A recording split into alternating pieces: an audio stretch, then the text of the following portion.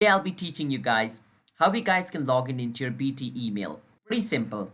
At first, you just want to search for BT email like this. After you search for it, the first option where it says email login page BT, you want to click on it. Once you click on it, it's going to take you to the login page of BT email. Now, once you're over here, what you want to do is first you want to click on accept all cookies. It basically means they accept to like the terms and service of the website. Once you have done that, at the top where it says sign in, you want to click on sign in and enter your email. Whichever email you used when you created yourself a BT account, you need to enter that. Once you enter your email, it says password.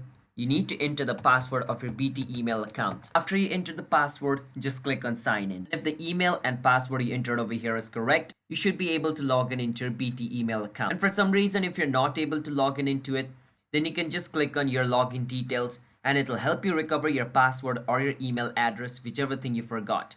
So that is also an option. So I hope you understand how you guys can log in into your BT email. So if you guys found our video helpful, then hit the subscribe to our channel one step for future videos like this. I will see you guys next time.